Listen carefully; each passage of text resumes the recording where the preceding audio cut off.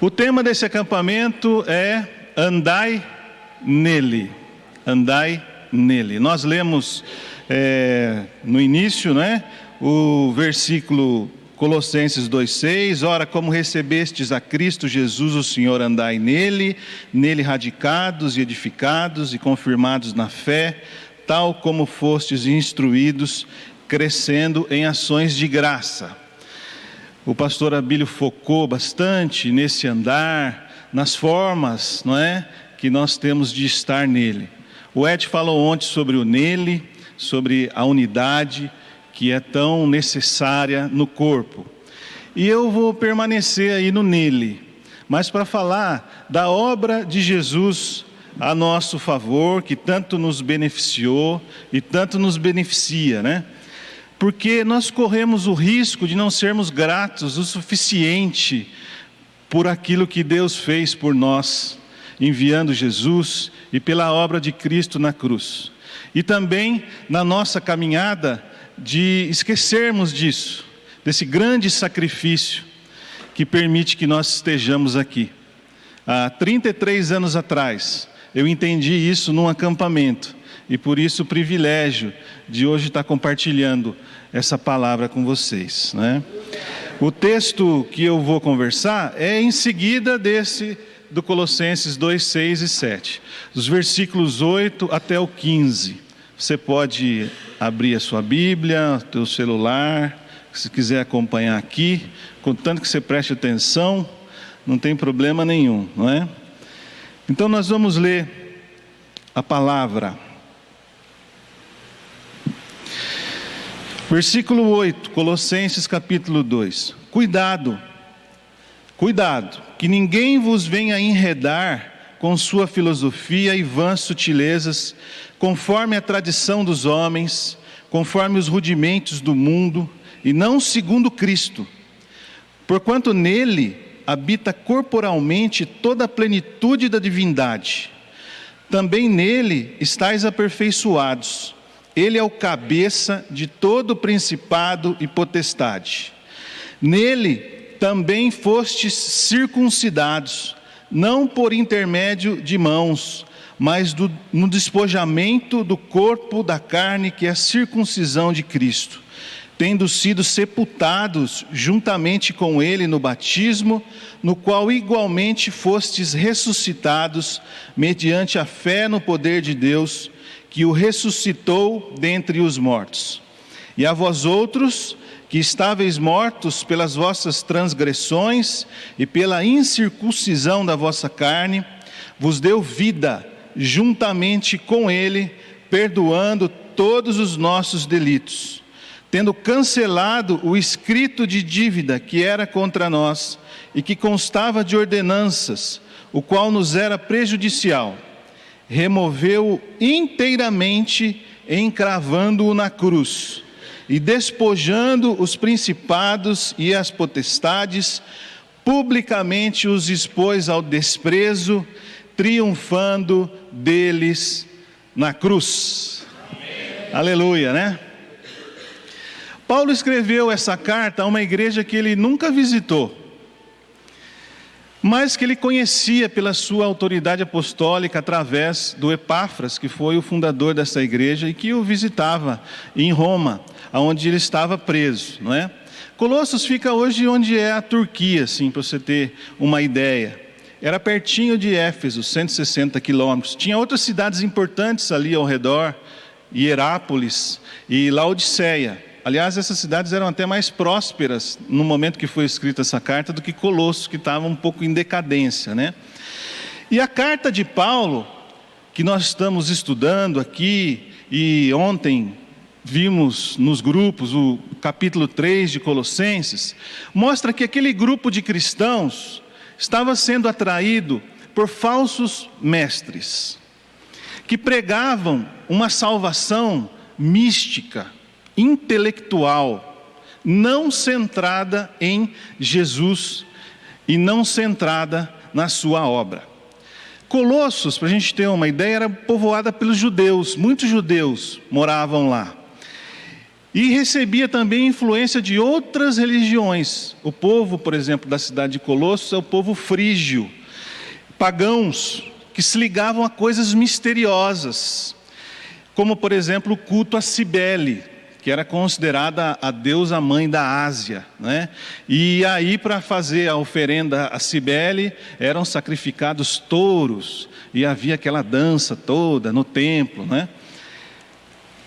Em vez de reconhecer que Cristo era suficiente para a salvação de todo homem, o Senhor da criação, o Senhor, como nós temos visto nesses dias, o cabeça da igreja, que não era preciso mais nada além de Cristo para chegar ao Pai, os falsos mestres, eles ensinavam, por exemplo, que a salvação podia ser obtida através do conhecimento. Quanto mais você adquiria conhecimento, quanto mais você estudava, mais você ficava iluminado e, portanto, poderia garantir o seu lugar no céu. Ou através do cumprimento de leis, como, por exemplo, guardar o sábado, não comer isso, não comer aquilo, não é? E a prática da circuncisão, que eu vou falar um pouquinho dela mais à frente. Também que os anjos deviam ser cultuados. E havia até uma confusão de que o próprio Jesus era um anjo de luz. Mas a gente sabe que Jesus não é criado, Ele é criador, inclusive dos anjos, não é? Para servirem a Ele e para nos servirem. E nesses versículos iniciais que nós lemos, a palavra que me chama a atenção aí é cuidado. Cuidado. Fala para quem está do teu lado aí, ó. Cuidado. Cuidado.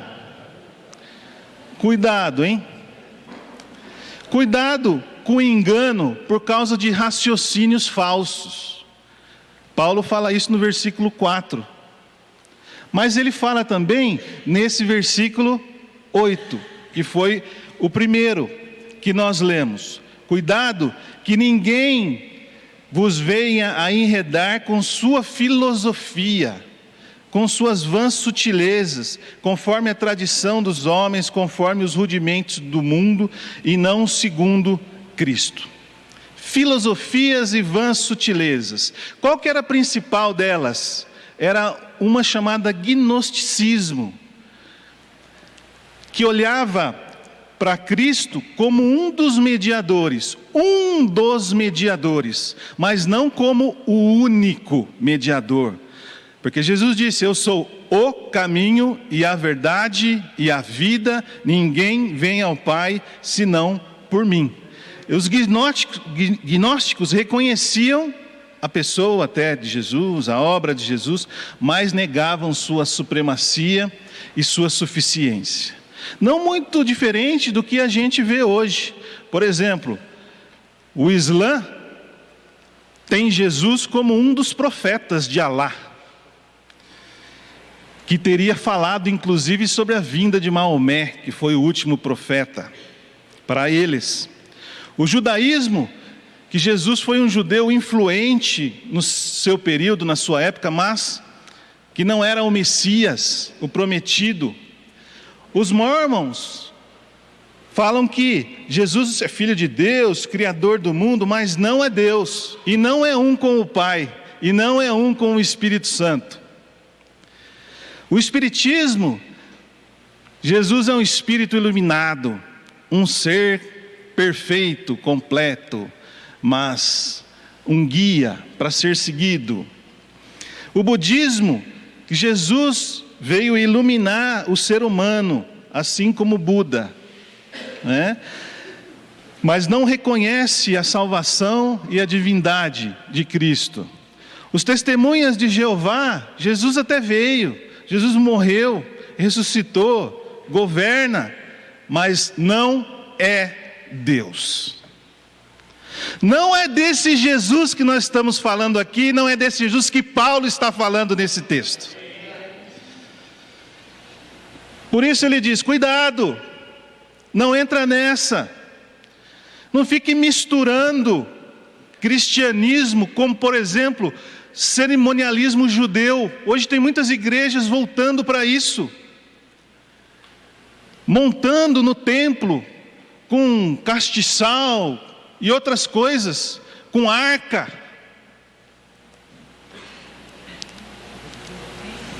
Rudimentos do mundo, também fala aí o versículo 8, estão relacionados com a influência dos astros, dos planetas governando a vida humana, né?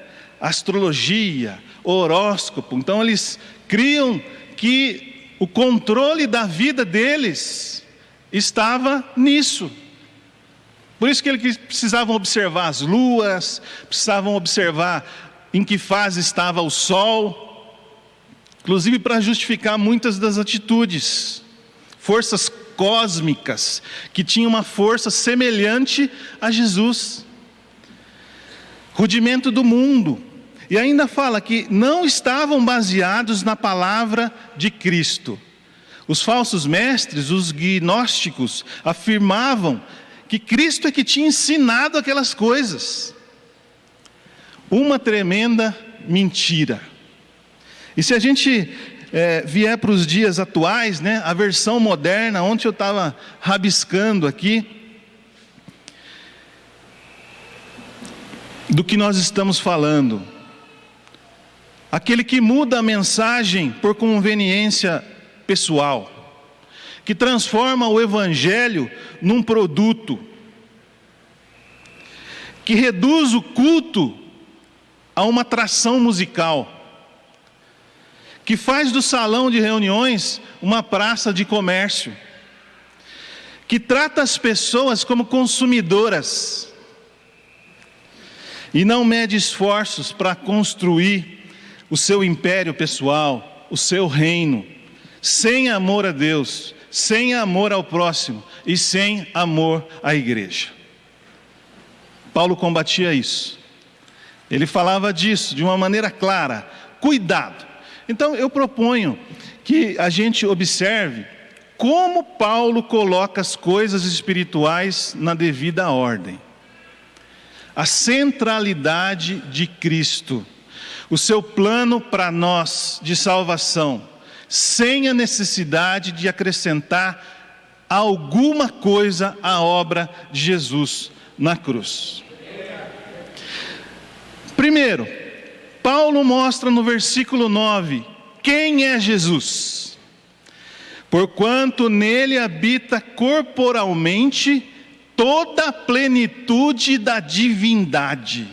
É Deus, em toda a sua plenitude completo, e não uma revelação parcial de Deus, ou uma representação de Deus, porque nenhum ser criado pode ser plenitude. E o nosso Jesus é Deus. Aleluia. Paulo fala sobre o lugar que esse Deus ocupa.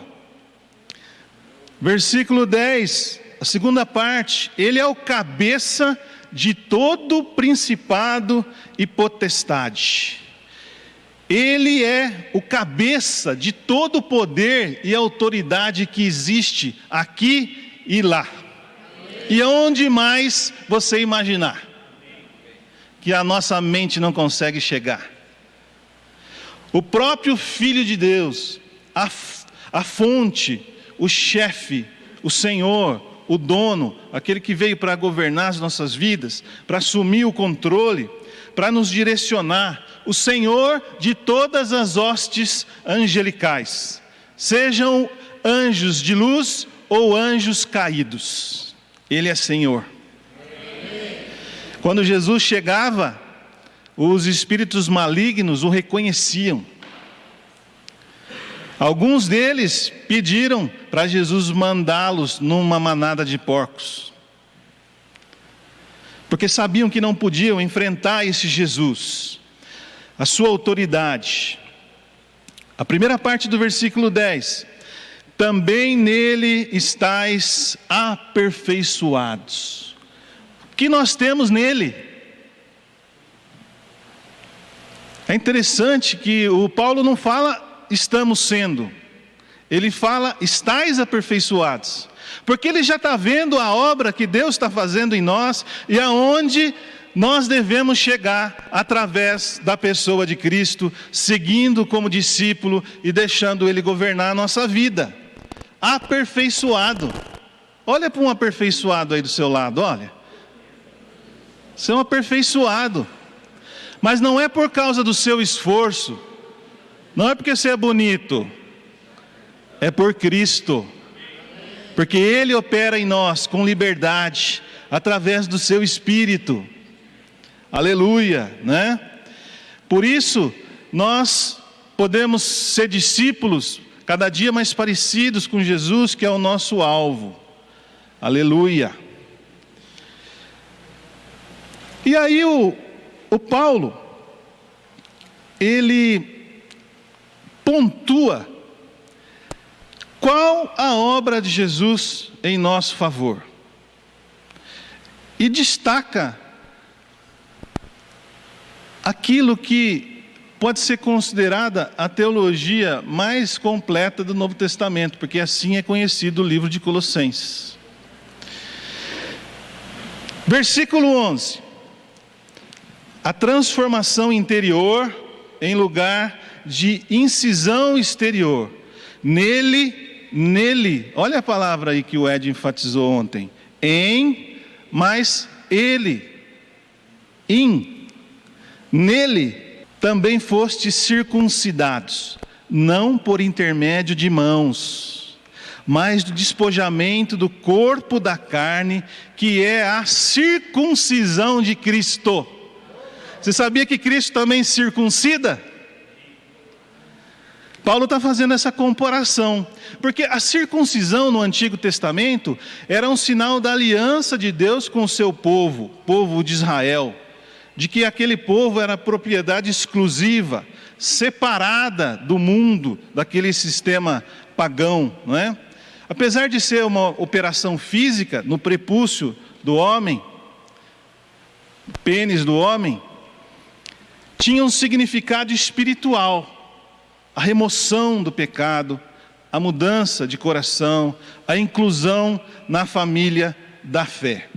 E o que os falsos mestres ensinavam? Que Cristo não sendo suficiente, o homem precisaria então passar por essa circuncisão exterior, acrescentando algo a mais. Venha a essa semana consagrada do óleo santo, porque aí você vai conseguir aquilo que você deseja. Entregue isso ou aquilo, barganha com Deus, acrescentando coisas. E hoje existem muitas delas modernas. Se você fizer um exercício de pensamento, você vai chegar e vai ver coisas que estão sendo acrescentadas a Jesus, não é? Mas a circuncisão de Cristo, nós vamos ver aqui, ela é no coração. Ela não é externa, ela é aqui. No teu coração, no meu coração. Ela não pega uma parte só do corpo, mas todo o nosso corpo, toda a nossa vida, os nossos pensamentos, os nossos membros, aquilo que nós somos e aquilo que nós passamos a ser em Cristo Jesus. Ela não é feita por mãos, mas é feita pelo Espírito Santo. É o Espírito quem opera. Oh, que coisa tremenda! E ela nos capacita a viver uma vida vitoriosa sobre o pecado, não sendo mais escravos das nossas práticas. Amém? Tem um circunciso aí perto de você? Hã? Você vê que na circuncisão de Cristo até as mulheres podem ser. porque é no coração. Aleluia. Segundo aí, uma vida radicalmente nova, tendo sido sepultados juntamente com ele no batismo, no qual igualmente fostes ressuscitados mediante a fé no poder de Deus, que o ressuscitou dentre os mortos. Esse é o versículo 12. E o 13. E a vós outros que estáveis mortos pelas vossas transgressões, e pela incircuncisão da vossa carne, vos deu vida juntamente com ele. Paulo nos ensina que o batismo é a nossa identificação com Cristo, na morte dele e na ressurreição, porque o mesmo poder que levantou Jesus, nos levanta então para uma nova vida, para uma vida abundante, uma vida onde nós podemos ter comunhão com Deus, podemos orar e termos a certeza de que estamos sendo ouvidos, de que seus olhos estão colocados sobre nós, não é? Uma obra de poder, porque dá vida a pessoas como eu, como você, que estavam mortas. Nós não tínhamos solução a não ser Jesus. Ele veio exatamente para isso, para que nós pudéssemos ter vida espiritual, e que essa vida refletisse em diferentes áreas da minha vida, do meu dia a dia, para que a minha prática pudesse ser andando nele, como ele, no trabalho, na escola, no relacionamento em casa, como marido, como esposa, como filho, como patrão, como funcionário. Amanhã, cedo, nós vamos ter batismo aqui.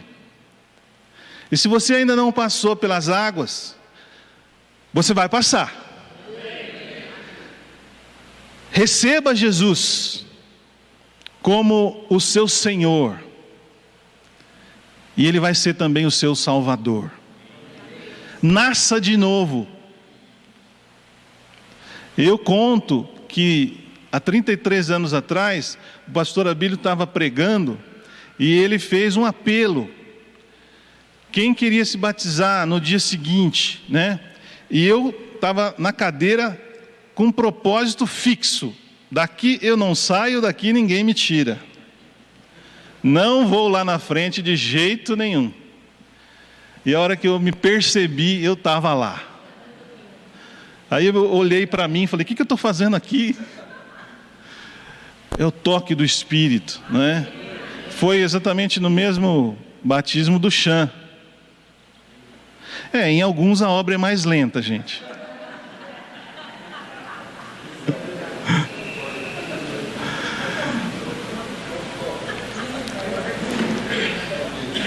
A obra de Deus é uma obra de graça, que nós não merecemos, porque alcança aqueles que não tinham razão de esperar benefícios divinos, como nós.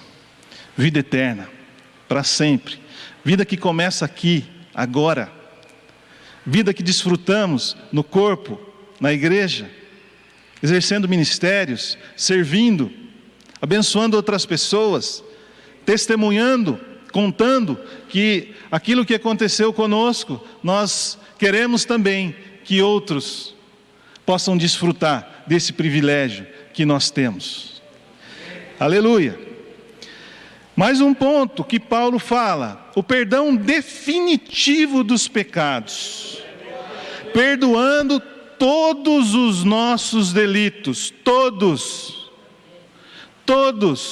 não fica nada de fora, os de ontem, os de hoje e aqueles que nós vamos fazer ainda, porque o perdão de Deus é abundante, assim como a vida que Ele dá. Esse perdão é gratuito, Ele é generoso, Ele é fundamental para nós, Ele é completo.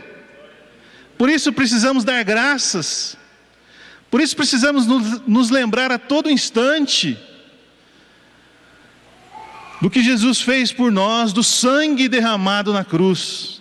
se confessarmos os nossos pecados, Ele é fiel e justo para nos perdoar os pecados e nos purificar de toda injustiça. 1 João 2,9. Não é o sangue do touro, como da deusa Cibele, não é qualquer sangue de animais, mas é o sangue derramado por Jesus na cruz. O sofrimento dele por mim e por você. Pai, se possível, disse Jesus no Getsemane, passa de mim esse cálice, contudo, seja feita a tua vontade. E era a vontade de Deus que ele enfermasse, que ele sofresse, que seu corpo fosse machucado, que suas entranhas fossem expostas, que uma coroa de espinhos ferisse a sua cabeça, o seu rosto, que ele fosse perfurado na sua lateral, que nas suas mãos e nos seus pés fossem colocados pregos, esbofeteado por mim e por você, para que os nossos pecados pudessem ser perdoados. E na oração do Pai Nosso, Jesus nos ensina que nós devemos perdoar uns aos outros, assim como Ele nos perdoou. Se nós queremos andar nele, nós precisamos perdoar as ofensas que sofremos, as injustiças, porque Jesus já nos deu o exemplo. Calado, quieto como um cordeiro, sem reclamar, sem brigar, sem xingar.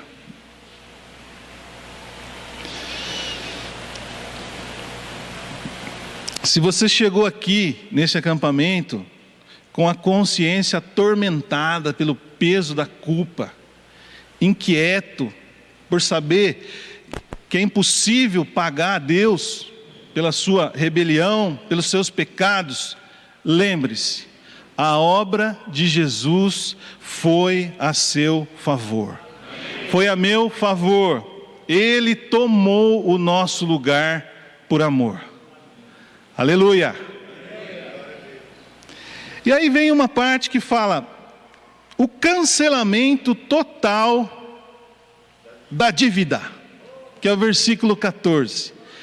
Tendo cancelado o escrito de dívida que era contra nós e que constava de ordenanças, o qual nos era prejudicial, removeu-o inteiramente, encravando na cruz.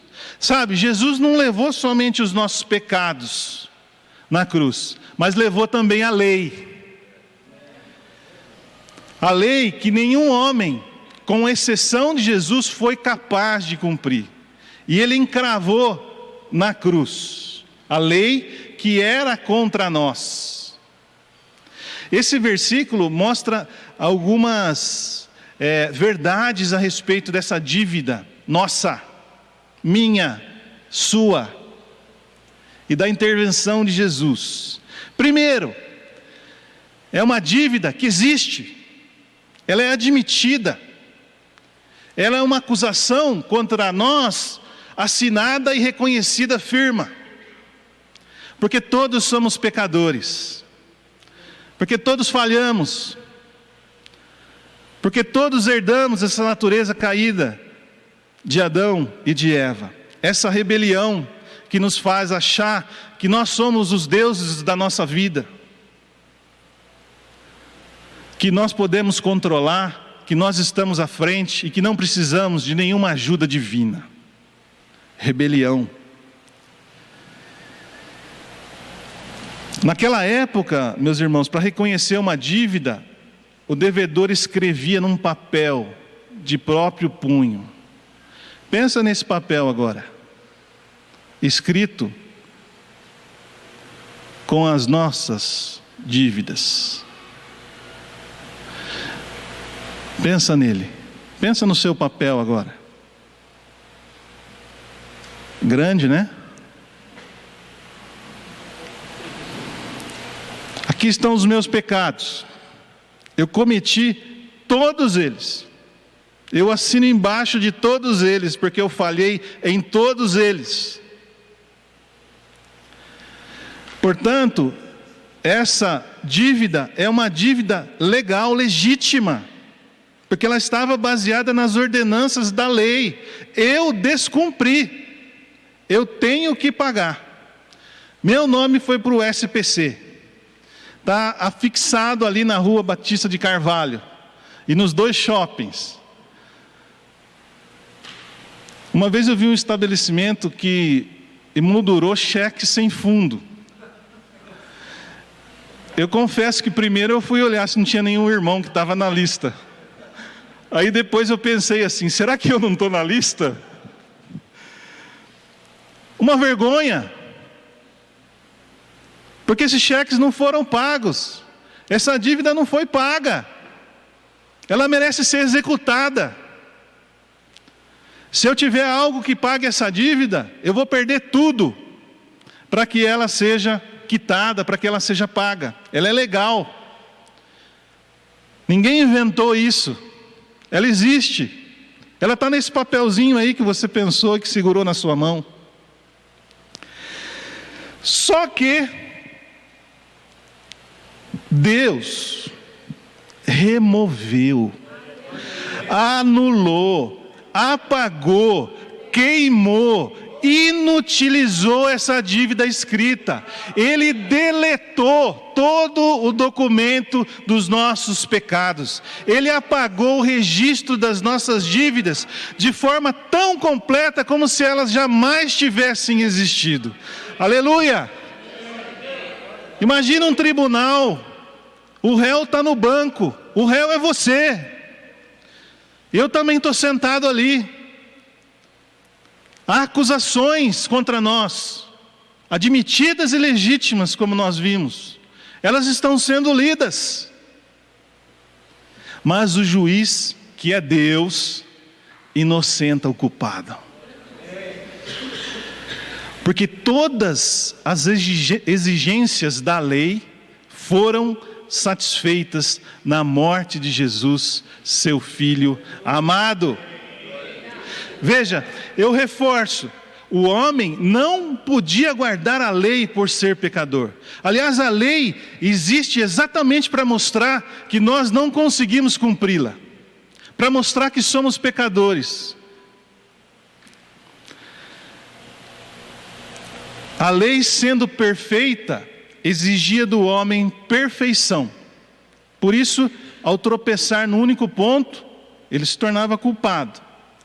Mas aquilo que o homem, que eu, que você, que nós não podíamos fazer, Cristo fez. Cristo fez, o Filho de Deus tornou-se nosso representante. Ele foi o nosso fiador. Ele deu. Ele interveio. Ele entrou na situação para nos livrar. Está tudo pago, está tudo perdoado. Jesus foi à cruz e Deus lançou sobre ele a iniquidade de todos nós. Moído, traspassado pelas nossas transgressões, pelos nossos pecados. A lei foi cumprida em Jesus. Fala para quem está aí. A lei foi cumprida em Jesus. Porque o fim da lei é Cristo. Diz lá em Romanos capítulo 10, versículo 4. O fim da lei é Cristo para a justiça de todo aquele que crê. Portanto, a salvação não é mais pela lei, mas é por meio do Filho de Deus. É pela graça, é pela fé na obra dele, por nós. E o último ponto aí, olha, a fixação da dívida na cruz. No Império Romano, quando se cancelava uma lei, um decreto, uma prescrição, era preciso fixar isso numa tábua, num cravo, para que as pessoas publicamente pudessem ver. É como hoje o diário oficial do governo, né? Precisa publicar ali para ter a sua validade. Na cruz de Cristo foi crucificada a nossa lista de dívidas. Por isso ficou tão pesada.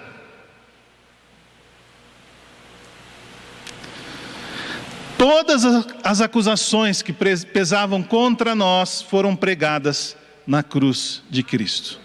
Eu vi uma cruz lá embaixo, fiquei com vontade de trazer a cruz aqui, para pegar a minha lista e dar umas marteladas, né?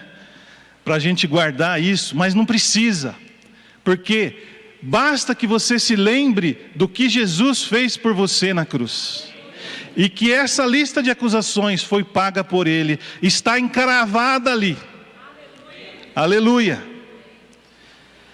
Olha para a cruz. No fundo o que Paulo está dizendo para os colossenses é: olhe para a cruz. Olhem. A nota promissória de vocês, que era pública, está aniquilada. E por isso vem o versículo 15, que é o triunfo final sobre os principados e potestades. E despojando os principados e potestades, publicamente os expôs ao desprezo, triunfando deles na cruz. Sempre que um general romano conquistava uma grande vitória em terras estrangeiras, ele fazia, quando chegava em Roma, esse desfile. Ele trazia o espólio, trazia os escravos, não é? Desfile da vitória. Era homenageado o triunfo romano. E com essa imagem, Paulo mostra que Jesus conquistou vitória absoluta. Ele está sentado à direita do Pai. Ele reina sobre todas as coisas. Ele não ficou morto, ressuscitou. Ele recebeu um nome que está acima de todo nome: Senhor.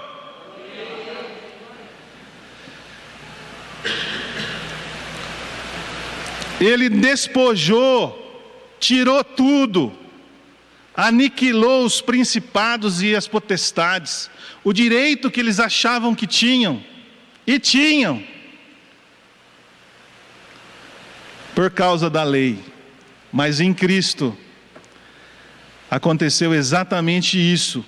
Eles foram feitos cativos. As armas e as armaduras dos principados e potestades, desses poderes satânicos, foram tiradas por Jesus. Ele é a nossa vitória. Nós não temos condições de enfrentar Satanás e seus demônios, mas em Cristo nós temos. Pelo Espírito que está em nós temos. Por isso que quando há uma manifestação, nós dizemos: em nome de Jesus. É no nome dele. É ele. É tudo dele. É para ele. Ele é o centro. Não é necessário mais nada além dele. Cristo os expôs à vergonha pública. Por isso que nós não precisamos temer esses agentes malignos, né?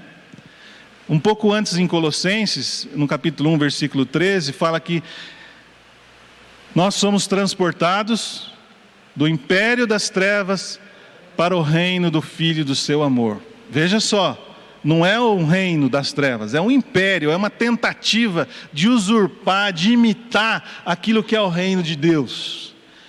E Jesus entra lá. Nós estávamos presos e nos tira de lá, e nos faz livres, e nos leva a fazer parte desse reino, onde Ele reina, onde Jesus é o Rei. Ele é o cabeça de todo principado e potestade.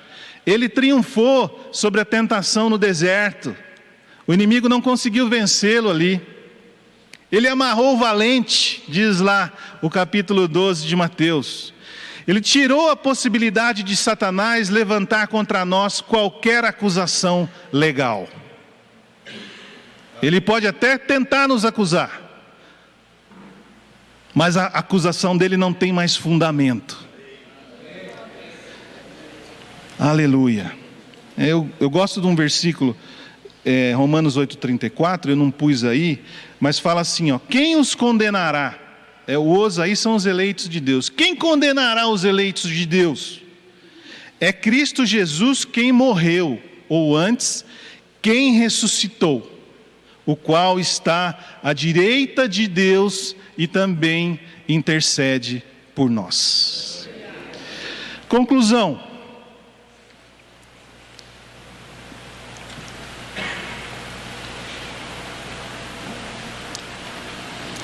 Creia que Jesus fez tudo o que precisava para sermos salvos. Salvos das trevas, salvo de nós mesmos, do nosso egoísmo, nosso egocentrismo, da nossa vaidade, salvos desse sistema que trabalha contra Deus. Isso é o mundo. E nós estamos no mundo, por enquanto, que quer nos destruir, que quer nos impedir que a gente se achegue ao Pai e passe a ter um relacionamento de intimidade com Ele. Nós somos salvos, salvos pela graça, através da fé em Jesus Cristo. Graça, fé, receber a Jesus. Se você já fez isso há 33 anos, há 50, feche seus olhos agora. Dá graças. Dá graças. Você recebeu Jesus. Ele te aceitou. Obrigado, Jesus, porque o Senhor me aceitou. Somos nós que aceitamos Jesus, não. Ele nos dá a oportunidade. Obrigado, Senhor, por aquela casa do Cursilho, há 33 anos.